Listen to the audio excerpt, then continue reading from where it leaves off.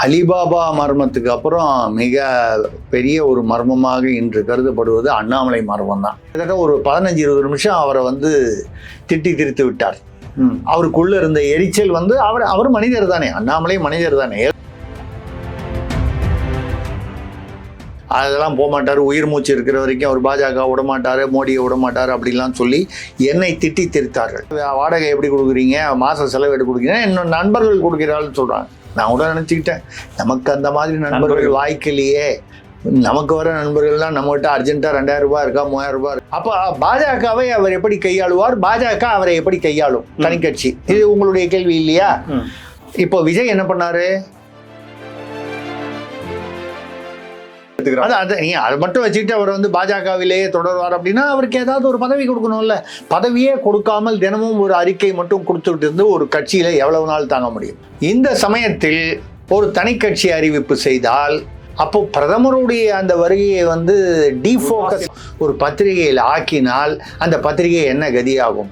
இதுதான் பீகாரில் நடந்தது. இதுதான் பீகாரில் பிரசாந்த் கிஷோர் நடந்தது. சரிங்களா? அந்த அரசியல் அரங்கம் இருக்க போகிறது 2031. அப்ப நீங்க அண்ணாமலை எதை நோக்கி செல்கிறார் என்றால்,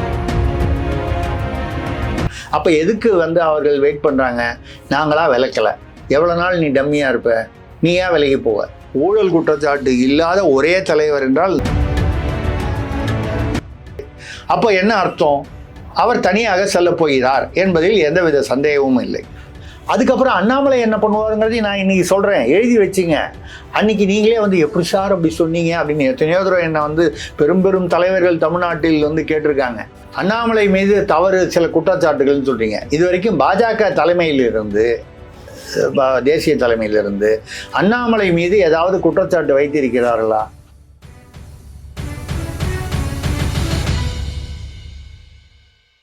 ஸ்பெக்ட்ரம் தமிழ் நேயர்களுக்கு வணக்கம். நம்மோடு மூத்த பத்திரிகையாளர் திரிசக்தி சுந்தரராமன் ஐயா இருக்கிறார், பேசலாம்.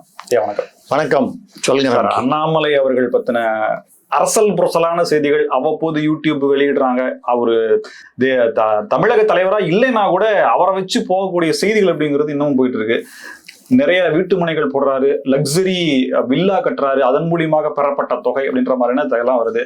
புதிய கட்சி அப்படிங்கிறது எந்த நிலையில இருக்கு? உண்மையுமே அண்ணாமலை அவர்களுடைய அடுத்த மூவ் என்ன?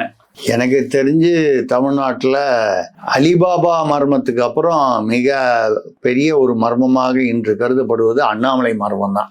ஒரு காலத்து அலிபாபா சொல்லுவாங்க, அண்டா கா குசும் அபு கா குசும் திறந்து விடு சீசியா, இந்த கதையெல்லாம் எம்ஜிஆர் கூட சினிமாவை நடிச்சாரு. நான் 40 திருடர்களும் சொன்னது அதை எடுத்துக்காதீங்க, இந்த அலிபாபா என்ற ஒரு கருத்து மையத்தை மட்டும் அந்த மாதிரி. இல்லை சிந்துபாத் எடுத்துங்க, முடிவில்லாமல் தொடர்ந்து போகும். அந்த மாதிரி அண்ணாமலையுடைய விஷயம் அப்படிதான் ஒரு தொடர்ந்து போகுது. அது எந்த திசையை நோக்கி போகுதுன்னு பலவிதமான கருத்துக்கு ஒரு சர்ச்சைகள் யூகங்களுக்கு இடம் கொடுத்துருக்கு. அதுக்காக அந்த உதாரணம் எனக்கு தெரிந்த வரையில், நீங்க கூட சமீபத்தில் கூட அவர் முதல்ல மாநில தலைவர் பதவியிலிருந்து நீக்கப்பட்டிருக்கிறார் என்று சொல்வதோட மாற்றப்பட்டிருக்கிறார் அப்படி வச்சுங்க. நயினா நாகேந்திரன் வந்துட்டாரு. இனிமேல் மறுபடியும் இவர் மாநில தலைவரா 2026க்கு முன்னால வருவதற்கு பாஜகவில் வாய்ப்பில்லை, 100% இல்லை. சரி, பாஜகவினுடைய கூட்டங்களில் சமீபத்தில் கூட கோவையில் நடந்தது, பூத் கமிட்டி கூட்டம் நடந்தது, பல கூட்டங்கள் நடந்தது. இதற்கெல்லாம் எங்கேயுமே போகல. நான் சொல்றது கடந்த ஒரு 2-3 மாதங்களா. அதுக்கு முன்னால் அப்படி அங்கொன்றும் இங்கொன்றுமாக மூலையில் இருந்தா கூட வாங்கன்னு கூப்பிடுவாங்க. அதெல்லாம் தாண்டி இப்போ 2-3 மாதங்களா பார்த்தீங்கன்னா எந்த கூட்டத்துக்கும் அவர் போறது இல்லை. ஆனால் தமிழக அரசியல் நிகழ்வுகளை எங்க போனாலும், எந்த ஊருக்கு போனாலும் ஒரு அறிக்கையாகவோ ஒரு பேட்டியாகவோ கொடுத்து கொண்டிருக்கிறார். அரசியலில் நான் இன்னும் தமிழ்நாடு அரசியலில் நான் இன்னும் இருக்கிறேன் என்பதை காட்டிக் கொண்டிருக்கிறார். ஆனால் பாஜகவில் அவருக்கு மத்திய அமைச்சர் பதவி கொடுப்பாங்க, அப்படி கொடுப்பாங்க, இப்படி கொடுப்பாங்கலாம் ஒரு நடுவில் ஒரு எதிர்பார்ப்பு இருந்தது அவருடைய ரசிகர்கள் தொண்டர்களிடம். அதெல்லாம் மெல்ல தேய்ந்து இல்லை என்ற அளவில் ஆகிவிட்டது. தேசிய பொறுப்பு இதோ ஒன்றும் கொடுக்கல, இது இல்ல, ஆனா கொடுக்கப்பட அப்படின்னு சொல்றாங்களே தவிர அப்படி ஒன்றும் கொடுக்கலையே. கொடுத்திருந்தா அவ்வளவு நேரம் கொடுத்துருக்கணுமே, ஒன்றும் கொடுக்கல. அவருடைய பேச்சிலும் சில என்ன சொல்லுவாங்க, சில சலிப்புகள் தென்படுகின்றன. அண்ணாமலை வழக்கமாக அவருடைய அந்த இருக்கக்கூடிய அந்த உற்சாகம், அதை அந்த நிருபர்களை கையாளும் அந்த லாவகம், திறமை, அதெல்லாம் கொஞ்சம் இந்த எரிச்சல். ஏன்னா அன்னைக்கு கூட அந்த ஏஎன்ஐ ரிப்போர்ட்டர் வந்தபோது கொஞ்சம் ஒரு நிமிஷம் அவர்கிட்ட பேட்டி தர முடியாதுன்னு சொல்லி, இல்லைங்கண்ணா பேட்டி இப்போ முடியாதுங்கண்ணா அப்படின்னு அவருடைய வழக்கமான பாணியில் அந்த மொழியில் பேசியிருக்கலாம். ஆனால் கிட்டத்தட்ட ஒரு 15-20 நிமிஷம் அவரை திட்டி திருத்து விட்டார். அவருக்குள்ள இருந்த எரிச்சல் அவர் மனிதர் தானே, அண்ணாமலை மனிதர் தானே, ஏதோ ஒரு வகையில் வெளியில வந்தது. இன்னொரு சந்தர்ப்பத்துல கூட கட்டாயப்படுத்தி என்னை யாரும் இருக்க வைக்க முடியாதுன்ற ஒரு வார்த்தை சொன்னாரு. அந்த வார்த்தை. ஆமா. அப்போ இன்னொன்னு சில நாட்களில் நான் முடிவு சொல்லுவேன், உங்களுக்கு விரைவில் சில செய்திகளை சொல்லுவேன். அப்ப அது என்ன செய்தின்னு நீங்க இப்ப சொல்லலைன்றதுனாலே அது இப்ப உள்ள சூழ்நிலைக்கு எதிர்மறையான செய்தியாக இருக்கும், அது இதிலிருந்து விலகிய ஒரு செய்தியா இருக்கும் அப்படிங்கிறது ஒரு சாதாரண அரசியல் யுகம். அந்த வகையில் அவர் நிச்சயமாக இந்த அடுத்த ஒரு 15 நாட்களுக்குள் அவர் இப்போ நவம்பர் 19 அன்று இவர் பிரதமர் கோவை வருகிறார். பீகாருக்காக இது என்னுடைய கணிப்பு, அண்ணாமலையை பற்றிய கணிப்பு. அவர் தனி கட்சி தொடங்குவது நிச்சயம் என்பதை நான் ஏறத்தாழ ஒரு 3 மாதங்களுக்கு முன்னால் வேறு ஒரு நிகழ்வில் சேனலில் பதிவு செய்தேன். அப்போ எல்லாரும் அதெல்லாம் போக மாட்டார், உயிர் மூச்சு இருக்கிற வரைக்கும் அவர் பாஜக விடமாட்டாரு, மோடியை விடமாட்டாரு அப்படின்லாம் சொல்லி என்னை திட்டி திருத்தார்கள். ஆனால் ஏறத்தாழ அதை நோக்கி அவர் சென்று கொண்டிருக்கிறார் என்பதுதான் உண்மை. அப்படி அவர் விலகி போனார்னா அன்னைக்கு என்ன திட்டினவங்கலாம் எங்கிட்ட மன்னிப்பு கேட்கணும்னு சொல்லவா போறேன். இது அரசியலில் ஒரு கணக்கு தான். அவரே அதுக்கு பதில் சொல்லிருக்காரு சார். நான் சாதாரண மனுஷன், கட்சி நடத்துற அளவுக்குலாம் எங்கிட்ட ஏது பண்ணணுன்ற கேள்வி அவரே வைக்கிறார் சார். அது ஒரு நியாயமான கேள்வியாகவும் எல்லாரும் பாக்குறாங்களே. சரி, அப்படித்தான் எல்லாரும் சொல்லியிருக்காங்க. கட்சி நடத்துறதுக்கு யார் பணம் என்கிட்ட இருக்குன்னு யாராவது சொல்லியிருக்காங்களா? இல்ல திமுக கட்சி இவ்வளவு ஆண்டுகளாக ஆட்சியில் மாறி மாறி 6 முறை இருந்திருக்கிறது. பல லட்சம் கோடிகள் கட்சி பணமே இருக்கிறது அறக்கட்டளையில். அதை தாண்டி ஒரு மந்திரியிடம் இவ்வளவு 1000 கோடி இருக்கு, அவ்வளவு 1000 கோடி என்று யூகங்களும் சர்ச்சைகளும் இருக்கின்றன. அவங்களே கூட எங்ககிட்ட நிறைய பணம் இருக்குங்க, கட்சி நடத்துறதுக்கு, தேர்தல் நடத்துறதுக்கு பணம் இருக்குன்னு என்னைக்காவது சொல்லி கேள்விப்பட்டிருக்கீங்களா? இது அரசியல் பொதுவாக உள்ளது. அவரை அவருடைய வீட்டுல நீங்க மாச வாடகை எப்படி கொடுக்குறீங்க, மாச செலவு எப்படி கொடுக்குறீங்க, இன்னும் நண்பர்கள் கொடுக்கிறாள்னு சொல்றாங்க.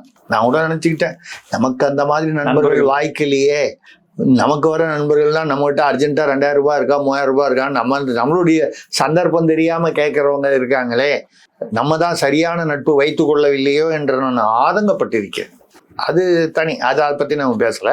இன்னைக்கு அரசியல் மட்டும் பேசுவோம். அவர் அயன்மேன் சொல்லி இவர் கூட தேஜஸ்வி சூர்யாவையும் இவரையும் பாராட்டி இருக்காரு அந்த கோவால நடந்த நிகழ்ச்சியில. அது முதல்வர் பாராட்டினார், தனி கவனத்துல அண்ணாமலை இருக்கிறார். சாரி, பிரதமர் பாராட்டினார் என்பதனால் இப்படி கூட நினைச்சு பார்க்கலாமே. அதாவது நீங்க அதை இப்படியும் பார்க்கலாம், இப்படியும் பார்க்கலாம். தேஜஸ்வி சூர்யா இன்னும் பாஜகவில் ஒரு இளம் தலைவராகவும் எழுச்சிமிக்க தலைவராகவும் எதிர்காலத்தில் ஒரு PM பிரைம் மினிஸ்டர் மெட்டீரியல்னு சொல்லக்கூடிய ஒரு 7-8 பேர் அங்க இருக்காங்க. பாஜக RSS என்பது எப்பவுமே பாத்தீங்கன்னா ஒரு 10 வருஷம் 20 வருஷத்துக்கு திட்டம் இருக்கும். அந்த மாதிரி வரும்போது இவர்களை தயார் செய்து கொண்டு இதுல யாரோ ஒருத்தர் வருவாங்க. அத்வானி இருக்கும் பொழுது மோடி திடீர்னு குதிப்பாரு, நிதிஷ்குமாருக்கு பதிலாக அவரை அறிவிக்க வேண்டி வரும் என்று யாருமே எதிர்பார்க்கவில்லை. அதே நிதிஷ்குமார் தான் இண்டி கூட்டணி போய் ஆரம்பிச்சாரு. அவரே தான் திரும்பி இன்னைக்கு மிகப்பெரிய வெற்றிக்கு அவர் கூட இருந்து காரணமாகவும் இருந்திருக்கிறார். அரசியலில் இதெல்லாம் சகஜம். அப்போ தேஜஸ்வி சூர்யாவை மட்டும் சொன்னால் அண்ணாமலையை தவிர்த்தது ஒரு வெளிப்படையாக தெரியும். கான்ஸ்பிகுவஸ் இங்கிலீஷ்ல ஒரு வார்த்தை உண்டு. அந்த கான்ஸ்பிகுவஸாக தெரியும்ன்றதுக்காக அண்ணாமலையை சேர்த்து இருக்கலாம் என்பது என்னுடைய கருத்து. சோ அதை ஒரு பெரிய இப்படியா அப்படியா அப்படின்னு அதை எடுத்துக்கூடாது. ஆனா இங்க இருக்கக்கூடியவங்க அண்ணாமலையை பாராட்டினார் அந்த தகவலை மட்டும் எடுத்துக்கிறாங்க. அதை மட்டும் வச்சுக்கிட்டு அவர் பாஜகவிலேயே தொடர்வார் அப்படின்னா அவருக்கு ஏதாவது ஒரு பதவி கொடுக்கணும்ல.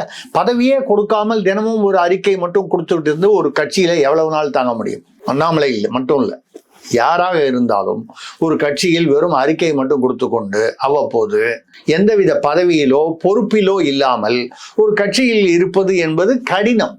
அண்ணாமலைக்கு மட்டுமல்ல, யாருக்குமே கடினம். நமக்கு கிடைக்கக்கூடிய ஒரு அதிகாரம் மிக்க வலிமையான பதவியில தானே நீங்க இருந்தீங்க. உங்க மேல வைக்கப்படக்கூடிய குற்றச்சாட்டுகளுக்கு தானே நீங்க அந்த பதவியிலிருந்து நீக்கி இப்போ பதவி இல்லாம இருக்கீங்க. அப்ப அந்த குற்றச்சாட்டுகளுக்கான நடவடிக்கை என்னன்ற கேள்வியும் கூட வருதுல்ல சார். பதவி இப்படி எதிர்பாருங்க. நம்மளா விளக்குனா நான் எப்படியும் இருக்கலாம். அண்ணாமலை நேரம் என்கிட்ட சொல்லவும் இல்லை, நான் போய் அவர்கிட்ட கேட்கவும் இல்லை. கேட்டாலும் அவர் சொல்ல போறதில்லை. நான் சொல்லுவது என்னுடைய அனுபவத்தின் அடிப்படையிலான கணிப்பு. அமித்ஷா அவர்கள், ஏன்னா மோடி அமித்ஷானா அமித்ஷா தான் அங்கே அரசியல் ரீதியாக இதெல்லாம் கட்சி விஷயங்களை கையாளுபவர் அவர் தான். நம்மளா அண்ணாமலையை விளக்குனா அண்ணாமலை ஒரு சிம்பத்தி வேவ் வரும். ஆமா, இது எப்பவுமே இல்லாம அவர் மேல நடவடிக்கை. திமுக அரசு வந்து ஊழல், சட்ட ஒழுங்கு சரியில்லை என்று டிஸ்மிஸ் செய்தால் அனுதாபலை கிடைக்கும். இது ஒரு இயல்பான அரசியல் நிலை, அதை யாரும் விரும்ப மாட்டாங்க. அதே மாதிரி அண்ணாமலையை விலக்கினால் எனக்கு நான் இவ்வளோ கஷ்டப்பட்டு கட்சியை வளர்த்தேன், ஆனால் வந்து எனக்கு இப்படி வந்து கட்சி தலைமை என்னை வந்து இப்படி பண்ணிடுச்சு அப்படின்னு ஒரு அனுதாபலை அவருக்கு வரும். அது எதுக்கு? நிச்சயமா வார் ரூம் இருக்கு, அவருக்கான ஆதரவாளர்கள் இருக்காங்க, கண்டிப்பா இதை பெருசா பூஸ்ட் பண்ணுவாங்க. அப்படி இருக்கும்போது அவராக இப்படியே இருந்தால் இருந்து விட்டு போகட்டும். இதுக்கு இஷ்டம் இல்லைன்னா விலகிறாரா, தனி கட்சி அமைக்கிறாரா? தமிழ்நாட்டில் இப்போ வந்து இல்லைன்னா வந்து நயனா நாகேந்திரனை வைத்துக்கொண்டு இல்லை யாரை எந்த தலைவராக இருந்தாலும் பாஜக தமிழ்நாட்டில் ஆட்சிக்கு வரும், தனித்துவமாக ஆட்சிக்கு வரும் என்பது சாத்தியமே. உடனடியா நடக்கிறதுக்கு வாய்ப்பு எனக்கு தெரிஞ்சு ஒரு 5-10 வருஷம், 5 வருஷத்துக்கு இல்லை, 2031 வரைக்கும் இல்லை, 31 36 இப்ப இல்லை, சமீபத்துல. அப்போ தேசிய பாஜகவுடைய போக்கஸ் என்னவாக இருக்கும்? 2029 நமக்கு வந்து இங்க தமிழ்நாட்டில் பாஜக எத்தனை சீட்டுகள் பெறும் என்பதை விட பாஜகவிற்கு ஆதரவாக எத்தனை சீட்டுகள் இருக்கும் என்பதுதான். அந்த சீட்டு திமுகவும் இருக்கலாம், அதிமுகவும் இருக்கலாமே. எத்தனையோ சமயம் வந்து திமுக வந்து பாஜகவுடன் கூட்டணி ஒரு சமயம் இருந்திருக்கிறது, பின்னால வந்து இருந்திருக்காங்க. ஆதரவு என்பது என்ன? ஜனநாயகத்தில் ஒரு நம்பிக்கை வாக்கெடுப்பும் போது வாக்கெடுப்பு போனா கூட அது பேர் வந்து ஆதரவு தான், மறைமுகமான ஆதரவு. ஒரு மசோதாவுக்கு எதிராக நம்பிக்கை வாக்கெடுப்புக்கு எதிராக வந்து வாக்களிக்காமல் நாங்கள் வெளியேறிய அதுவே ஆதரவு தான், அதுவே மறைமுக ஆதரவு தான். நம்மளுடைய கட்டமைப்பு அப்படி இருக்கிறது. அந்த காலத்துல SSR வந்து ராஜமானிய கொள்கை வரும்போது ஒரே ஒரு ஓட்டுல வந்து ஒண்ணு அது கொள்கை, அந்த மசோதா தோற்கும் அல்லது ஜெயிக்கும்னு வந்த போது திமுக இருந்தாரு. திமுக வந்து அவரை கூப்பிட்டு என்ன சொல்லிச்சு, அந்த வாக்களிக்கிற சமயத்துல வெளியில போயிடுங்கன்னு. அவர் என்ன சொன்னார், ரொம்ப திடீர்னு ரொம்ப வயிறு வலிக்குதுன்னு சொல்லி டாய்லெட்டுக்கு போயிட்டாரு. ஓட்டு முடிஞ்சோன்னா உள்ள வந்தாரு. அந்த ஒரு ஓட்டு தான் கொஞ்சம் சிக்கலா இருந்தது, தீர்மானிக்குது. அதாவது ராஜாக்களுக்கு மானியம் அளிக்கும் அந்த ஒரு அரசாங்கம் என்ன நினைத்ததோ அப்ப இருந்தது காங்கிரஸ் அரசாங்கம் கொண்டு வந்துருச்சு. அதாவது நான் சொல்றது ஜனநாயகத்துல வந்து இந்த ஒரு ஓட்டு கூட எப்படி வந்து ஒரு ஒரு ஒரு விளையாட்டை வித்தியாசத்தை ஏற்படுத்தும். இப்போ அண்ணாமலையை பொறுத்தவரை அவர் இப்பொழுது வேற ஒன்றும் அவருக்கு ஒன்றும் கட்சியில முக்கியத்துவம் கொடுக்கப்படவில்லை. சமீபத்திய தேர்தல் சம்பந்தமான எந்த நடவடிக்கையிலும் அவர் கலந்து கொள்ள அவர் அழைக்கப்படவில்லையா, அழைத்தும் அவர் போகவில்லையா தெரியாது. ஆனால் அவர் போகவில்லை என்பது தெரிகிறது, உண்மை, வெளிப்படை. அப்போ என்ன அர்த்தம்? அவர் தனியாக செல்ல போகிறார் என்பதில் எந்தவித சந்தேகமும் இல்லை. அது வந்து என்ன, நவம்பர் 14 பீகார் தேர்தலுக்கு பிறகு அப்படின்னு சொல்லி ஒரு இருந்தது. பீகார் தேர்தல் முடிஞ்சு போச்சு. அது ஏன்னா மத்திய அரசுடைய மத்திய பாஜகவுடைய ஃபோக்கஸ் பூரா அங்கதான் இருந்துச்சு. அது முடிஞ்சிச்சு, வெற்றிகரமா முடிஞ்சிருச்சு. அடுத்தது என்ன, நவம்பர் 19 இவர் வராரு, பிரதமர் கோவைக்கு வராரு. அது கோவைக்கு அண்ணாமலையுடைய கொங்கு பகுதியின். ஆமா, இந்த சமயத்தில் ஒரு தனி கட்சி அறிவிப்பு செய்தால் அப்போ பிரதமருடைய அந்த வருகையை வந்து டீஃபோக்கஸ் பண்ணி அதை வந்து மக்களை மடைமாற்றம் செய்ய டைவர்ட் பண்ற மாதிரி ஆயிடும். அவருடைய எரிச்சலுக்கு ஆளாக வேண்டியிருக்கும். அது வேண்டாம். ஸோ என்னுடைய அனுமானம், கணிப்பு, என்னுடைய அனுபவத்தை வைத்து சொல்றேன். நான் ஒன்றும் அண்ணாமலைகிட்ட பேசல. என்னன்னால் இந்த 19க்கு பிறகு சுமார் 20 தேதியிலேருந்து இந்த மாச கடைசிக்குள்ள அண்ணாமலை தனி கட்சியை அறிவிப்பார், தொடங்குவார். ஆனால் 2026 ஒன்று தேர்தலிலிருந்து ஒதுங்குவார், தேர்தலில் கலந்து கொள்ள மாட்டார். இல்லை அப்படியே கலந்து கொள்ளணும்னா ஒரு அடையாளமாக சில தொகுதிகளில் மட்டும் கலந்து கொள்வார். அவர் முதல்வர் வேட்பாளர்னு சொல்ற அளவுக்கு போய் இப்ப பிரசாந்த் கிஷோர் அதே மாதிரி தானே வந்து அவர் நிக்கல, அவர் கட்சி நின்னுது. அதுவே வந்து அண்ணாமலை போன்றவர்களுக்கோ விஜய் போன்றவர்களுக்கோ வந்து ஒரு படிப்பினையா இருக்கும். 243ல 238ல நின்னாரு. அதுல 2 மட்டும்தான் டெபாசிட் வாங்கினார். நான் பிரசாந்த் கிஷோரையும் விஜயும் ஒப்பிடல. விஜய்க்கு வந்து ஒரு மாஸ் ஹீரோன்றது இருக்கு, ரெண்டையும் ஒரே மாதிரி தட்டில் போட முடியாது. அண்ணாமலையும் வந்து அரசியல், பிரசாந்த் கிஷோர் அரசியல் அவருக்கு நீங்க ஒரே வார்த்தையில சொல்லணும்னா பிரசாந்த் கிஷோரிடம் மிகப்பெரிய எதிர்பார்ப்பு. அவர் ஆட்சிக்கு வருவேன் 4 நாள் முன்னால் கூட பேசினார், தேர்தல் முன்னாள். இல்லைன்னா எதிர்கட்சியா இருப்பேன்னாரு. 2ல தான் டெபாசிட்டே வாங்கியிருக்காரு, ஒரு சீட்டு கூட வாங்கல. என்ன காரணம் ஒரே வரியில் உங்களுக்கு புரியுற மாதிரி சொல்லி முடிச்சிடுறேன். நான் பத்திரிகை ஆசிரியராக இருந்தேன், பத்திரிகை அதிபராக இருந்தேன், பத்திரிகை ஆசிரியர். என்னுடைய தமிழக அரசியல் பத்திரிகையில் நான் கிட்டத்தட்ட ஒரு 22 பக்கம் நான் தான் எழுதுவேன், 48 பக்கத்தில். யார் எழுதினாலும் சரி நான் எழுதுவேன், வேற மற்ற நிருபர்கள் எழுதுவாங்க, மற்ற ஆசிரியர் துணை ஆசிரியர்கள்லாம் எழுதுவாங்க. இதெல்லாம் எழுதுனா ஒருத்தர் ப்ரூஃப் ரீடர்னு வச்சுருப்போம், பிழை திருத்தம் செய்வோம். அவர் நம்ம போட்டால் இச்சு விட்ருக்கோம், இப்பு விட்ருக்கோம், சில சமயம் வார்த்தை வந்து முழுப்பெறாமல் இருக்கும், இல்லை வார்த்தை அந்த சரியாக இருந்திருக்காது, அச்சுப்பிழைகள், தட்டச்சு பிழைகள், இதெல்லாம் திருத்துவார். நான் எழுதக்கூடிய, நானோ என்னை போன்றவர்களோ எழுதக்கூடிய, நம்ம கிரியேட்டிவ்னு வச்சுக்கோம், நம்ம அரசியல், நம்மளுடைய கணிப்பு எழுதுகிறோம், நம்மளுடைய கருத்து எழுதுகிறோம், விமர்சனங்கள் எழுதுகிறோம், இதெல்லாம் நம்ம தெரிஞ்சுட்டு எழுதுகிறோம். அவர் என்ன பண்ணுறாரு, அதெல்லாம் அவருக்கு தெரிய வேண்டிய அவசியம் இல்லை. அதில் எங்கே பிழை இருக்கோ அதை மட்டும் திருத்துறார். பிழைகள் இருக்கும், கவனக்குறைவுனாலேயோ எதனாலேயோ இருக்கும். திடீர்னு நீங்கள் பிழை திருத்தம் செய்பவரை ஆசிரியராகவோ பிரதம ஆசிரியராகவோ ஒரு பத்திரிகையில் ஆக்கினால் அந்த பத்திரிகை என்ன கதியாகும்? இதுதான் பீகார்ல நடந்தது. இதுதான் பீகாரில் பிரசாந்த் கிஷோருக்கு நடந்தது. சரிங்களா? பிழை திருத்தம் முக்கியம், ஆனா பிழை திருத்தம் வந்து கிரியேட்டிவிட்டி இல்ல, யாரோ செய்ததில் உள்ள பிழைகளை மட்டும் கண்டுபிடிக்கிறாரு. சோ தன்னிலை உணரல அவரு. அதுதான் பிரச்சனை. இப்போ அண்ணாமலைக்கோ விஜய்க்கோ இந்த மாதிரி இந்த புதிய உறவுகளுக்கு வந்து புதிய உறவுகள் அரசியல் புதியன்னா கம்பேரிட்டிவ்லி அந்த மாதிரி வரும்பொழுது இது வந்து ஒரு பாடமாக இருக்கும். அதே சமயத்தில் அண்ணாமலைக்கு ஒரு ரொம்ப பிக்வெண்ட் யூனிக் சிச்சுவேஷன் என்னென்றால், வித்தியாசமான சிச்சுவேஷன், பாஜகவில் தொடர்வதில் அர்த்தம் இல்லை.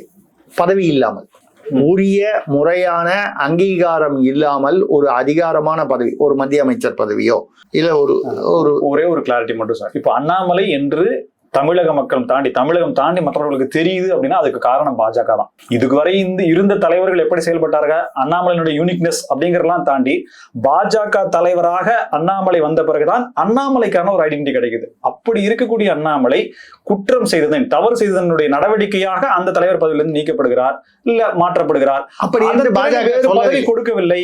அப்படி இருக்கும்போது அவர் தனி கட்சி தொடங்குறாருன்னா அவர் மேல கோபம் வருமா? இல்ல நீங்க இப்படி பார்க்கணும்.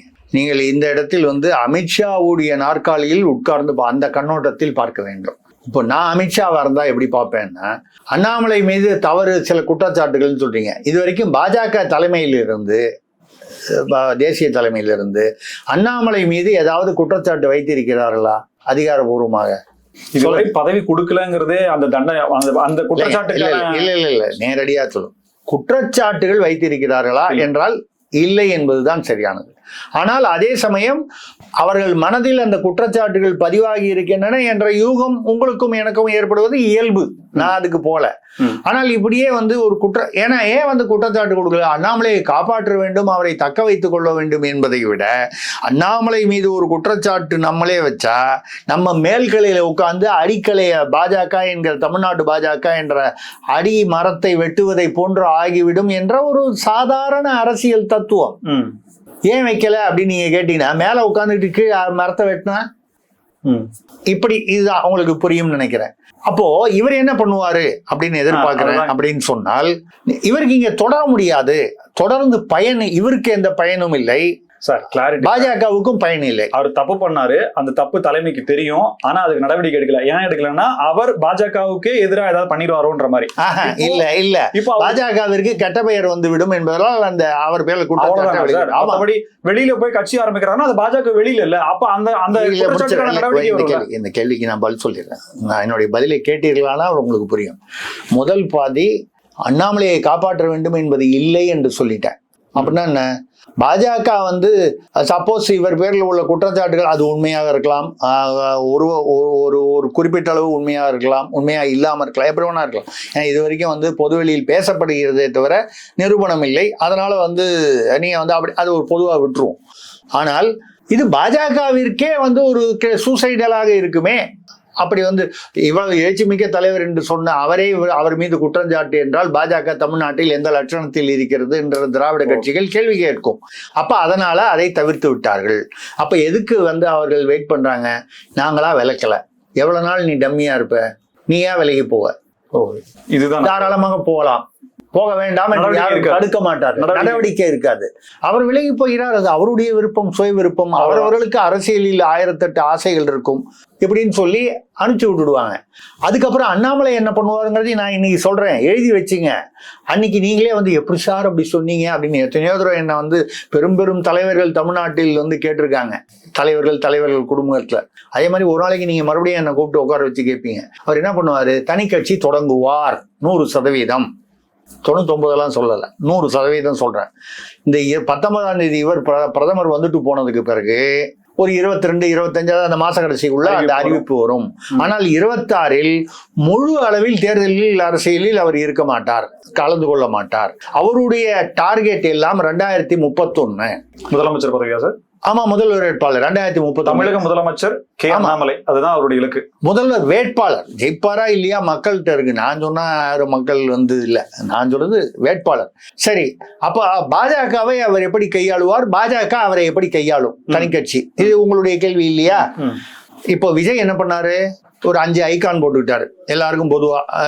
காமராஜரை போட்டாரு, பெரியாரை போட்டாரு, அஞ்சலி அம்மாவை போட்டாரு, அம்பேத்கரை போட்டாரு. சாதி மதம் எல்லாம் தாண்டி பொதுவா வந்துருச்சு, 5 ஐகான் வந்துருச்சு.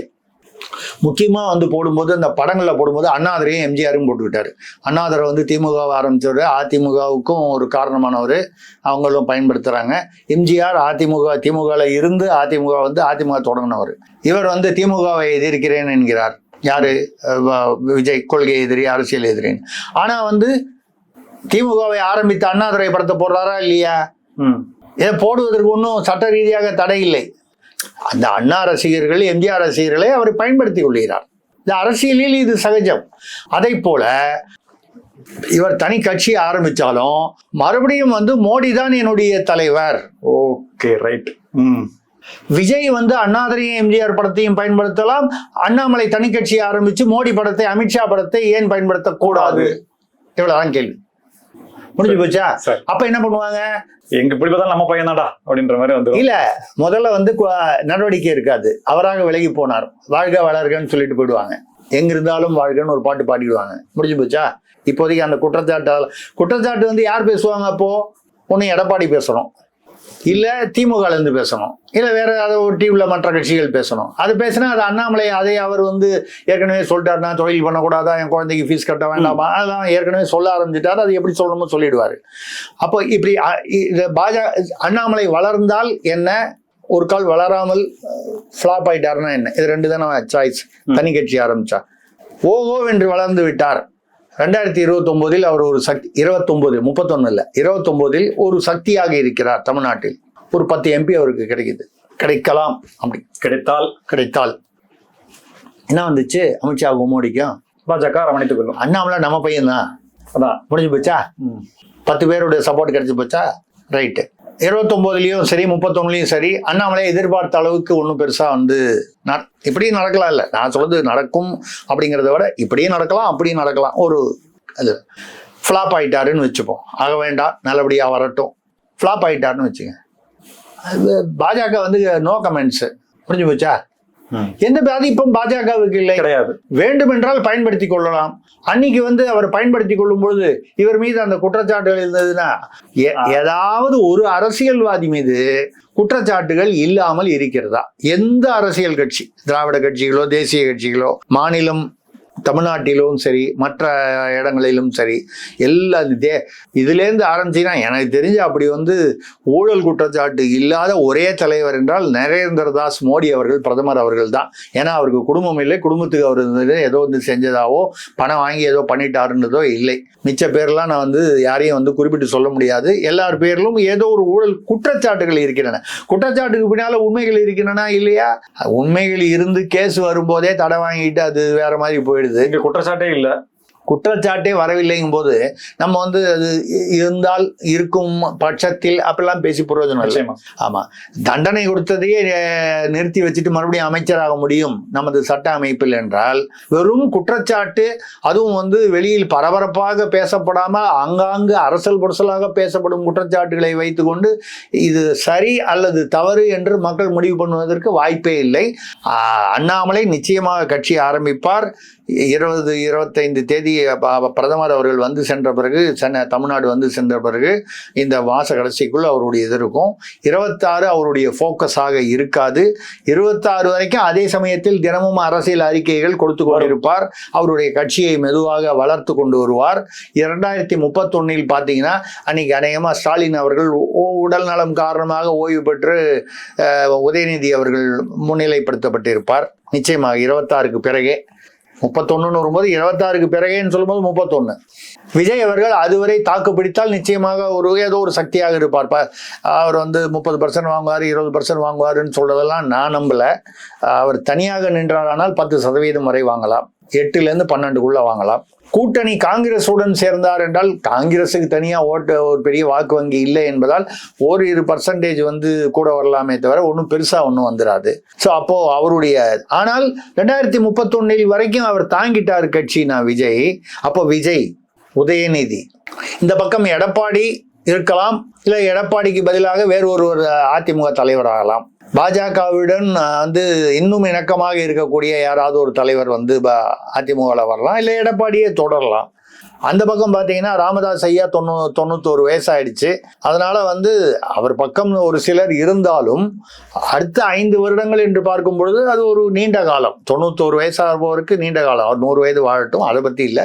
அப்போ அன்புமணி இப்போ எங்கே வந்து போட்டி வரும் 2031? அநேகமாக உதயநிதி, விஜய், அண்ணாமலை, அன்புமணி, அதிமுகவில் எடப்பாடி அல்லது சப்ஸ்டியூட் வேலுமணின்னு ஒரு உதாரணத்துக்கு வச்சுங்க.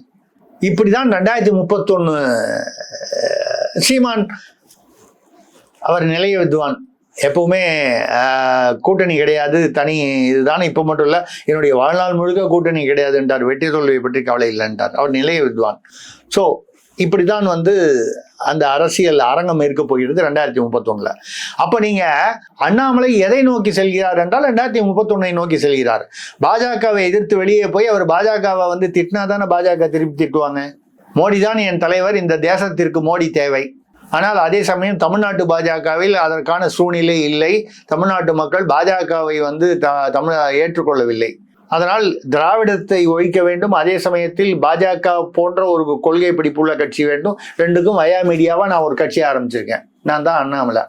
ஏத்துப்பீங்களா மாட்டீங்களா? சிறப்புலதான் சார். பல்வேறு கருத்துக்கள், அதாவது யூகத்தின் அடிப்படையில் அனுமானத்தின் அடிப்படையும் இல்லாம ஒரு தீர்க்க தரிசனமா இருக்கக்கூடிய கருத்துக்கள் நிறைய சொல்றீங்க. பொறுத்திருந்து பார்க்கலாம். தகவலுக்கு நன்றி சார். மிக்க நன்றி, வணக்கம். நேயர்களே, இணைந்திருங்கள். ஸ்பெக்ட்ரம் தமிழோடு மீண்டும் சந்திப்போம். நன்றி நேயர்களே.